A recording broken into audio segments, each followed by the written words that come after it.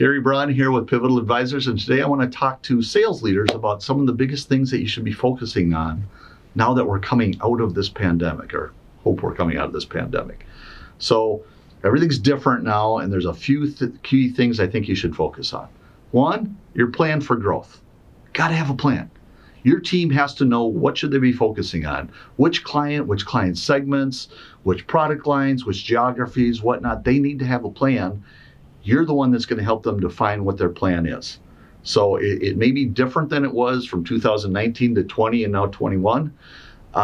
Make sure there's a plan in place. That's number one. Number two, let's make some adoption to how people are buying. Things are different today. People are not at work anymore. They're remote. You got to reach them differently. There's not trade shows anymore or user conferences, or at least they're far less than they used to be. More people are doing almost all of their work online and don't even want to talk to you, so they're not picking up the phone.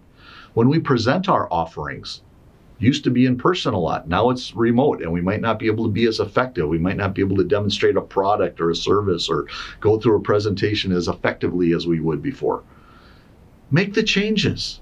Figure out what changed and what's not working anymore, and help your team adapt. Do they need to have a standby PowerPoint deck that they can share on their screen instead of being in front of them?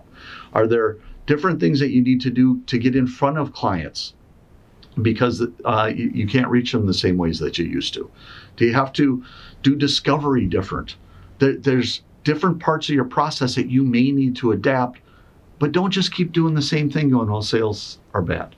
No, make a change to help them be effective. And you might need to be really creative, think outside of the box and come up with new things. Help people adapt.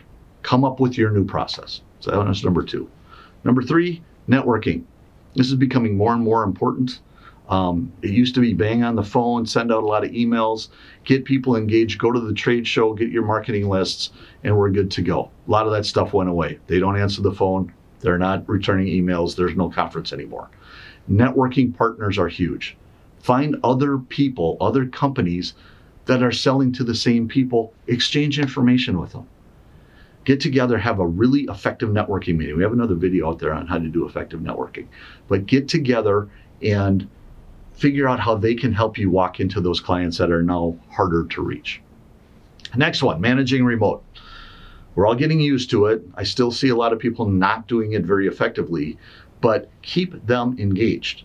If they're going to be working from home, it's super easy for them to get tied up with the kids, with the pets, with the delivery guy. The TV's on. Oh my, there's a ball game. That's cool. They might not be used to working in a remote environment. So what can you do as a leader? Keep them engaged. Be proactive. Make sure you do your one-on-ones. Make sure they have a plan for the week that you can hold them to. Make sure you're still coaching them, and make sure you're still staying connected. Another thing that you can do is, we're not necessarily on calls together or going to joint appointments together, but they can record them with Zoom or Teams or whatever else. They can record them. They can record, just set their phone there and catch the audio part of it and send it to you so you can review how they're doing. They need the feedback. Your job is to make them better. So they need the feedback. Listen to it, take notes, review it with them together, but this is part of your job. It's harder to do now, but you got to make a proactive effort to make sure that you're still recording and doing these types of things. That's part of being a good manager. And again, maintain that personal connection. Figure out what's going on in their lives and really take interest in what they're doing. Onboarding and training, remote. My gosh, it used to be they came in, they spent time, they shadowed departments. You spent a lot amount of time with them, and now nobody's there. So now what do? Revamp. Just like adapting your sales process, you got to revamp your onboarding. Got to make sure that you're including other parts of the organization. You're validating what they are learning. They can actually absorb and apply it. And you got to see it to understand whether they got it or not. So revamp your onboarding. And as always, this part hasn't changed, but it's still something to stay top of mind. Build the right team. If you got people who are not performing, you got to figure out, can I build them up and make them better and develop those talents, or do I need to replace them? You can have the best systems and processes in the world. If you don't got the right players on the bus, they're not going to perform. So make sure that we're building the right team, either through development or through hiring. These are just a few ideas.